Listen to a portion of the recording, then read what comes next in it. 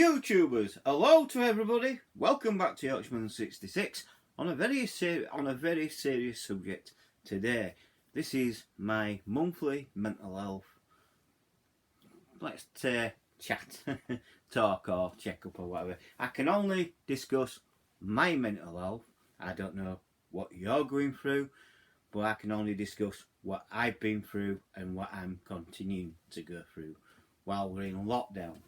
Now, so before I get started, I've got to say this. As a responsible YouTuber, as a responsible content creator for YouTube, I must point out this. This is about mental health, yes. It's about my mental health, yes. But also, if these videos do help, you've got to understand I am not a medical expert. I'm only giving you my opinion. So that's the disclaimer. Now, on that, I'm going to give you the Samaritans helpline, which is 116 123. So remember that number, Samaritans helpline, 116 123. That's if you need help with any mental health situation. If you need to talk to someone in an emergency, they're the people to talk to at the end of the day. And obviously it's a free phone number. You speak with someone today. Available 24 hours a day, and that is the Samaritans. They do good work. I do support their charity. I do support them, and this is why I always give out their number. They are the ones who have helped me in the past, and they've helped people I know in the past, and the people they've helped were still here.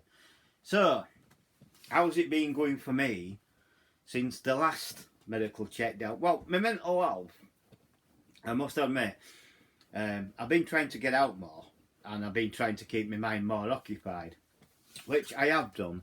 As you may have noticed an increase in the video content what I put up. Now, I've been suddenly getting films from Amazon and doing them as Amazon pickups, which they are, and the films what I've been getting, there might be questionable taste and a lot of people might not like them, but the films what I've been picking up is what I want to pick up and being part of my collection, basically. So that's what I've done, and that's what I've been doing. So I've been keeping my mind off it. Also, I've been talking to more and more people, especially on my Facebook, on Facebook groups and things like that. And I've been trying to keep as active as possible, and that's what I've been doing. I think the best news I've had this month was on Saturday, March the 13th, when I went down for my COVID vaccine. I've had that now, and I'm still here. But I've had it now. So that's the first one I've had, and it does help to take your mind. It does relieve that pressure and things like that. So let's hope that this roadmap out of lockdown continues to go like it does. But there is rumours, and there is a rumour mill, that Boris Johnson, he wants to extend the lockdown powers right up until September this year. It means that his roadmap for recovery will be extended until September. That's if he gets his way. He hasn't done it yet. It hasn't been done yet. That is just what's rumoured from people in the government, and it's rumoured that backbenchers will rebel against this if they can get the numbers. And obviously we don't want another lockdown. That will make a mental health crisis even worse. And I think worse still, that small businesses will never come back, and it's as simple as that. So there you go. Small businesses will never come back. If he keeps it as it is and keeps it right up until June, then fine. But if he changes it and he extends it, this is the lockdown powers where it's on about extending, because they end in March, as we all know. Come March 21st, lockdown powers are ended. Well, he wants to extend them lockdown powers until September, and the only reason why is because I got suspicious when that furlough scheme, what Rishi Sunak, is extended until September. I was very suspicious about that, and I had a right to be. And the suspicion is that Boris could go from March and extend right up until September. He doesn't need to do that. Why don't you just extend the powers until the 21st of June? That's when we'll be fully out of lockdown, and that's when the powers would naturally end in any case. So I don't know why he's wanting to extend, but we all know we don't trust Boris Johnson. You know, I don't trust this government. I don't trust Boris Johnson at all, and things like that. So it's as simple as that, really. So yeah, that's going to play onto a lot of people, and that's playing onto my mind. You know, are we going to go into a fourth lockdown? Is this going to happen? Because if it does, you know what I mean? Our economy, well, it's in the drink. It's going to take years and years and years to pay back. And this debt is bigger. Well, it's going to be a lot bigger than what we had to pay back for World War Two. You know what I mean? I can see my grandkids, their kids, and then my great grandkids paying for this. You know, for the mistakes what have been made. You know what I mean? Whereas in reality, what this government should be really doing is investigating. Who is really responsible for this? Is it China or is it America? You know, is it a bit of both? Because if it comes out that, yeah, it's China and America together to blame for this, then the bill should be split in two and given to each of one of them. It's as simple as that. And that's the way I feel at the moment. But apart from that, like I said, my mental health, it's been calmed down. And yeah, I'm doing, I have me good months, then I have me bad months. Last month was a bit of a dark month, really, as you could tell by my videos. But this month it's been a little bit brighter because there's a little bit more future. I mean, kids are back at school. And you think, oh, right, so this is really happening. Yeah, you get the feeling that we are going to be coming out of lockdown. Once we get into April, and I can start to see, oh well, I can go back out buying games from non-essential shops. Oh, brilliant! I can go back to me. I can go back to charity shops and things like that. I can see the light at the end of the tunnel, and this is why I've been getting buoyed and really cheered up by this. And apart from that, you know, I've had the vaccine as well, and I'm happy that I have. And I'm not bragging about that neither.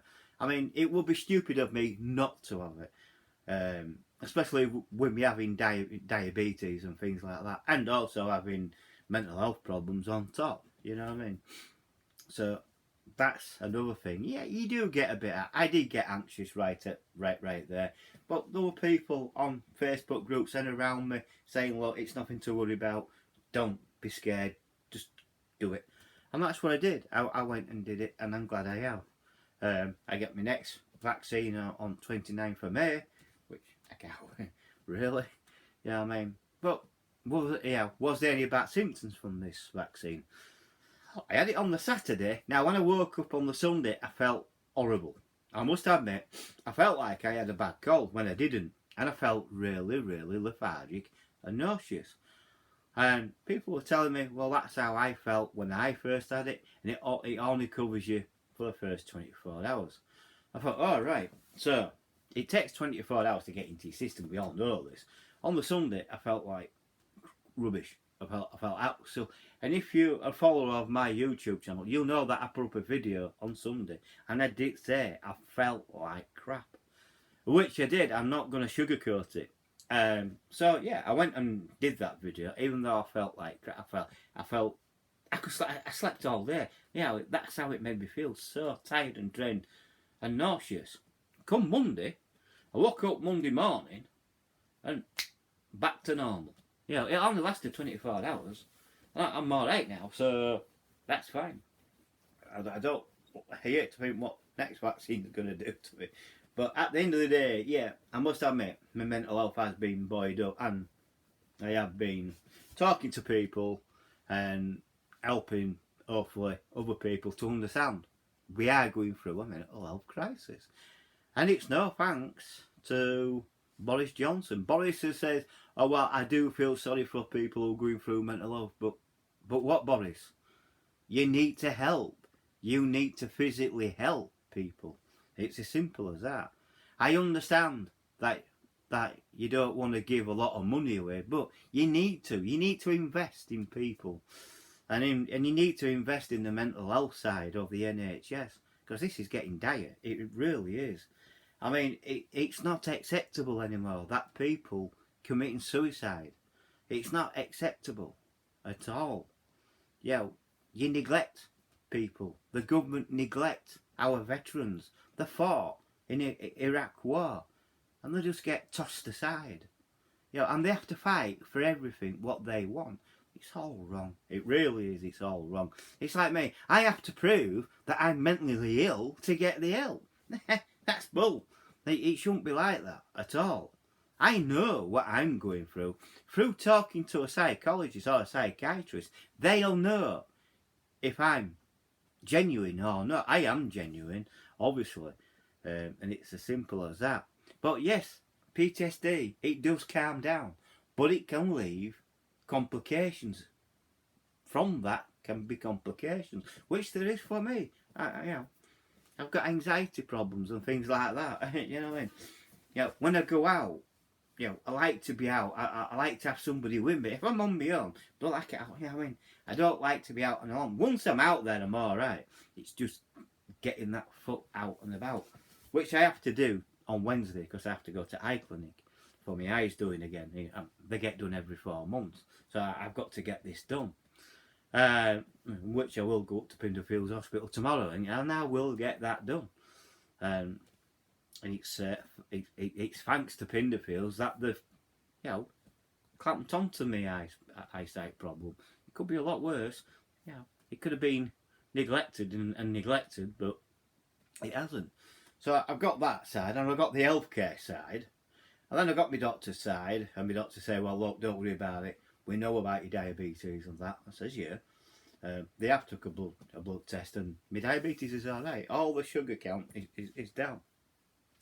They seem to be happy with that. Well, they haven't put me on any more drugs or all like that. I'm still on the same tablets like my metformin and things like that, and my blood pressure. Oh, that's cool. So, so mental health for me, this particular month so far has been a good one. I don't know about other people. I don't know if I don't know if other people are going through anxieties because they don't know when they're going to be able to, start earning money again and start going to work. There is a lot of people who are like me who are shielding, and there is people out there who's got long-term COVID, which it's not their fault, you know what I mean? But they have got long-term COVID, through no fault of their own. So the government need to do more for these people as well. It's as simple as that. So what I'm thinking is, me personally, that all in all, could a Labour government have done any better than Conservative government? I don't believe so. No. I think what Boris has done, yes, some things are very questionable. Some things do need to be investigated, which we all know about Matt Hancock and things like that, and especially Nicola Sturgeon. She needs to be investigated, especially for that hate crime bill being put through Scottish Parliament, taking freedom of speech away from the Scottish people and all that. People need to wake up to that as well, because it could happen to England and Wales as well. All this could bleed over into our country. But people, oh no, it's not to worry about it. Well, yes it is. You need to wake up. That 8 bill, what were put through Scottish Parliament, which did get through the help of the Scottish, 2 Scottish Green Party members helped it through. It's all wrong. It's definitely all wrong. I mean, you can go to prison just by saying the wrong thing. Just by saying something simple. Oh, are you okay? Well, I don't like that. You're going to prison. That's how serious it is. So, stopping freedom of speech in Scotland is very wrong. But people seem to be living with it, and they don't seem to care. They seem to be more bothered about having a vigil for someone who's died in London, which I know Sarah Everard, who got kidnapped and murdered in London, and they wanted a vigil, but the police said no. I think, okay, is that the right thing to do? In my mind, yes it is, because in a pandemic we shouldn't have mass gatherings at all. And I knew from the hard left that vigil would be hijacked by the hard left. And it was. It was completely hijacked from the hard left. They were quoting a poem, and that poem was written by a criminal, a mass murderer, who has escaped into Cuba. You know what I mean? So, you tell me. But, there you go. This is mental health, innit? You know, so, if you are, like I say, if you have got a mental health problem, then fine. You can ring the Samaritans on 116 123. Just remember that number, 116 123. And you ring them, they will talk to you and help you through what you're going through, and hopefully get you the right help. But if it's that serious, please get in contact with your own doctor as well. That's your first. I would honestly say your first step with this is to your own doctor, then the Samaritans and things like that, or even hospital. Go to hospital can help as well. But there you go. So yeah, that's my mental health discussion of the month. I hope it's helped you. And like I said, Boris wants to extend the lockdown powers until September. He hasn't done it yet. It will come. It's going to come round about before the 21st of March. So we've got a week to go. We've got at least a week of politics of arguing in House of Commons about this and things like that. But that's what he wants to do. He's extend the powers. So he can call a lockdown. And even if we come out in June, say that we come out of full lockdown in June, but we've got until September with these powers. Well, at any time in like June, July, August, he can call another national lockdown, which I'm suspicious he's going to do. I'm thinking he's going to plunge us into a fourth lockdown.